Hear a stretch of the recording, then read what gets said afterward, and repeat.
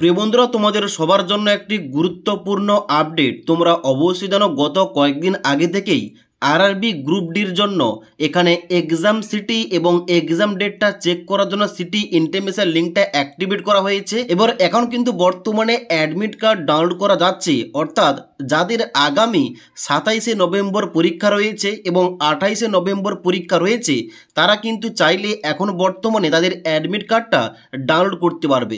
এবার এখানে সমস্যা হচ্ছে কি, অনেক ক্যান্ডিডেট এমন রয়েছে যারা কিন্তু এখন বর্তমানে তাদের এক্সাম ডেটটা চেক করতে পারছে না, এক্সাম সিটি চেক করতে পারছে না, কারণ তারা কিন্তু এখানে লগ ইনই করতে পারছে না। এবার এই লগ ইন সম্বন্ধে আরআরবি তরফ থেকে এখানে নতুন একটা আপডেট দেওয়া হয়েছে। কি আপডেট? এখানে কিন্তু যখন তোমরা এই লিঙ্কে আসবে দেখবে এখানে কিন্তু নতুন আপডেট দেওয়া রয়েছে যে to log in please use your registration number as your user ID এবং ডেট অফ বার্থ। যেখানে তোমাদের রেজিস্ট্রেশন নাম্বার এবং ডেট অফ বার্থ দিয়ে তোমাদের এক্সাম সিটি এবং এক্সাম ডেটটা চেক করতে হবে। এবার অনেকের সমস্যা হচ্ছে কি, এখানে তাদের লগ ইনই হচ্ছে, যখন তারা লগ ইন করছে এখানে কিন্তু কোনো কিছু দেখাচ্ছে না। এবার তাদের জন্য বলে রাখি, তোমাদের কিন্তু অবশ্যই আরআরবি বোর্ডের তরফ থেকে এসএমএস কিংবা ইমেল পাঠানো হবে। ওই এসএমএস এবং ইমেল পাঠানোর পর তবে কিন্তু এখানে তোমরা লগ ইন করার চেষ্টা করবে, ওকে? কারণ এখানে কিন্তু সবার একসঙ্গে এই লিঙ্কটা অ্যাক্টিভেট হবে না। তোমার পরীক্ষার যে ডেট থাকবে তার এখানে 10 দিন আগে থেকে তোমাদের কিন্তু লিঙ্কটা অ্যাক্টিভেট করা হবে। তো এখন তোমরা দেখে নাও, তোমাদের যাদের পরীক্ষাটা আগামী 27শে নভেম্বর এবং 28শে নভেম্বর রয়েছে, তোমরা তোমাদের অ্যাডমিট কার্ডটা কীভাবে ডাউনলোড করবে। তো অ্যাডমিট কার্ড ডাউনলোড করার জন্য কিন্তু সবার প্রথম তোমাদের এই পেজে আসতে হবে। এই পেজে আসার পর তোমাদের লগ ইন করতে হবে। লগ ইন করার জন্য কি লাগছে, এখানে লাগছে তোমাদের রেজিস্ট্রেশন নাম্বার এবং এখানে তোমাদের লাগছে ডেট অফ বার্থ। এখানে তোমাদের এই ডেট অফ বার্থ এবং তোমাদের নাম্বারটা বসিয়ে দেওয়ার পর নিচে দিকে আসার পর এই ক্যাপচা কোডটা ফিল করে লগ ইন অপশানে ক্লিক করবে। লগ ইন করার সঙ্গে সঙ্গে তোমাদের কিন্তু ড্যাশবোর্ডটা এইভাবে খুলে যাবে, যার মধ্যে 3টি অপশান তোমরা দেখতে পাবে। প্রথম নম্বর অপশান কি রয়েছে, এখানে প্রথম নম্বর অপশান রয়েছে ক্যান্ডিডেট ডিটেলস এবং তারপরে নেক্সট অপশান রয়েছে ই কল লেটার এবং তারপর রয়েছে এখানে হেল্প ডেস্ক অপশান। এবার এখানে তোমাদের যে প্রথম অপশান রয়েছে ক্যান্ডিডেট ডিটেলস, এখানে তোমাদের কিন্তু ক্লিক করে নিচে দিকে আসতে হবে। এখানে কিন্তু অবশ্যই তোমরা পরীক্ষার ইনফরমেশান, যেমন তোমাদের পরীক্ষার সিটি, পরীক্ষার স্টেট এবং ডেট অফ এক্সাম এবং তার সঙ্গে সঙ্গে শিফট সংখ্যা তোমরা জানতে পারবে। এবার অ্যাডমিট কার্ডটা ডাউনলোড করার জন্য তোমরা কি করবে, এখানে ক্যান্ডিডেট ডিটেলসের ডান দিকে রয়েছে এখানে ই কল লেটার অপশান, এই ই কল লেটার অপশানে ক্লিক করবে। এখানে ক্লিক করার সঙ্গে সঙ্গে পরবর্তী এখানে নেক্সট একটা পেজ ওপেন হবে, যেখানে তোমরা নিচে দিকে আসবে। নিচে দিকে আসার পর প্রথমে দেওয়া রয়েছে আরআরবি লেভেল 1 স্টেজ।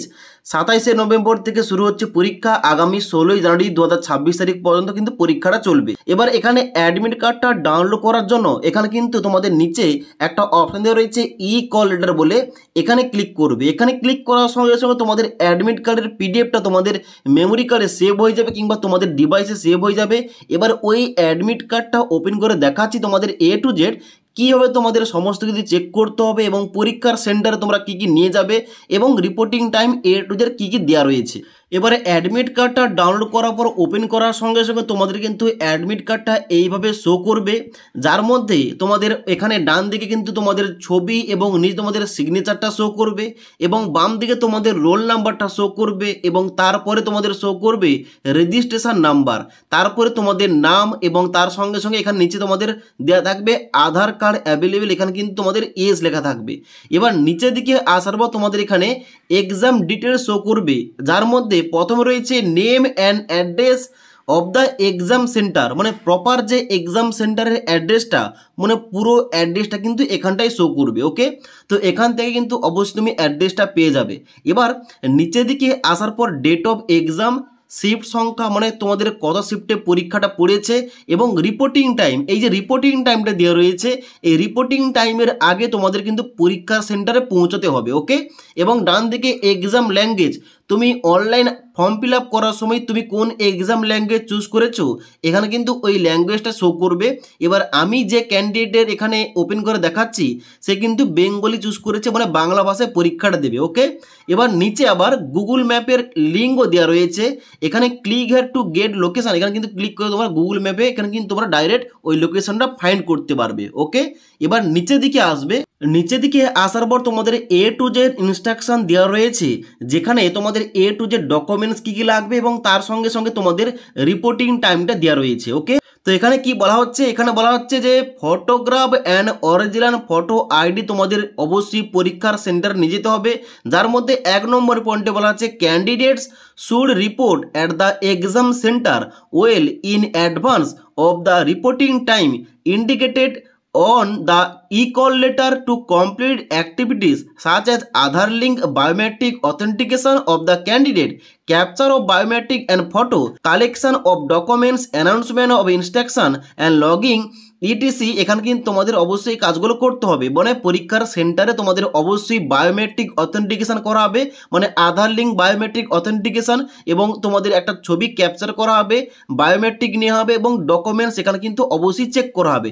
তাহলে কি ডকুমেন্টস এখানে চেক করা হবে, এখানে এই সম্বন্ধে নিচে বলা হচ্ছে, নিচে 5 নম্বর পয়েন্টে এই সম্বন্ধে বলা হচ্ছে the E call letter to be submitted for verification at the time of the test at least 2 original and valid photo identification card। এবার যার মধ্যে কি কি রয়েছে, যার মধ্যে রয়েছে voter card, Aadhaar card, e Aadhaar অথবা driving licence, PAN card, e PAN card এবং তার সঙ্গে সঙ্গে পাসপোর্ট রয়েছে, identity card issued by the employer in case the candidate is a government employee. Okay, এবং তার সঙ্গে সঙ্গে এখানে ইউনিভার্সিটির ফটো আইডি কার্ড, এসএসএলসি কিংবা এইচএসসির মার্কশিট রয়েছে ইত্যাদি কিন্তু ডকুমেন্টসগুলো রয়েছে। এবার এই সমস্ত ডকুমেন্টসের মধ্যে তোমাদের যে কোনো দুটি নিয়ে যেতে হবে। এবার আধার কার্ডটা তো অবশ্যই নিয়ে যাবে, আধার কার্ডের সঙ্গে তোমরা যে কোনো একটি ডকুমেন্টস, তা হতে পারে ভোটার আইডি কার্ড, তা হতে পারে প্যান কার্ড ইত্যাদি কিন্তু তোমাদের ডকুমেন্টসের যে লিস্ট দেওয়া রয়েছে এর মধ্যে তোমাদের যে কোনো একটি এবং আধার কার্ড নিয়ে যাবে, মানে আধার কার্ডটা নিয়ে যাবে, আধার কার্ডের সঙ্গে একটা তোমাদের এক্সট্রা তোমাদের ডকুমেন্টস, তা হতে পারে voter ID card, pan card, driving licence, passport ইত্যাদি কিন্তু তোমরা নিয়ে যাবে পরীক্ষার সেন্টারে। ওকে, তো এই গেল তোমাদের মোট দুটি ডকুমেন্টস। এবার এই দুটি ডকুমেন্টসের সঙ্গে তোমাদের পরীক্ষার সেন্টারে তোমাদের যে অ্যাডমিট কার্ডটা, ওই অ্যাডমিট কার্ডের একটা ভালো পেজে প্রিন্ট আউট করবে, কালার প্রিন্ট আউট, ওই অ্যাডমিট কার্ডটা তোমরা কিন্তু পরীক্ষা সেন্টারে নিয়ে যাবে। ওকে, তো এই কিন্তু তোমাদের মোট 3টি তোমাদের ডকুমেন্টস নিয়ে যেতে হবে পরীক্ষার সেন্টারে। এবার তার সঙ্গে সঙ্গে এখানে নিচে তোমাদের আরও বলা হচ্ছে যে candidate must also bring 1 colour passport size photograph, যেখানে 3.5 সেমি ইন্টু 4.5 সেমি মাপ দেওয়া রয়েছে। রিসেন্ট পাসপোর্ট সাইজের ফটোগ্রাফ তোমাদের নিয়ে যেতে হবে পরীক্ষা সেন্টারে। এবার এখানে কিন্তু তোমাদের ফটোটা তোমরা যে তুলবে উইথাউট ক্যাপ, মানে টুপি ছাড়া এবং সানগ্লাস ছাড়া কিন্তু তোমরা ওই ছবিটা তুলবে এবং ওই ফটো কিন্তু তোমাদের পরীক্ষার সেন্টারে তোমাদের নিয়ে যেতে হবে। তো পরীক্ষার সেন্টারে কী কী নিয়ে যাবে তোমরা, আধার কার্ড নিয়ে যাবে এবং এখানে আধার কার্ডের তোমাদের পাশাপাশি তোমাদের নিয়ে যেতে হবে ভোটার কার্ড অথবা প্যান কার্ড অথবা ড্রাইভিং লাইসেন্স যে কোনো একটি, এবং তার সঙ্গে সঙ্গে তোমাদের পাসপোর্ট সাইজের একটা ফটোগ্রাফ এবং অরিজিনাল অ্যাডমিট কার্ডটা।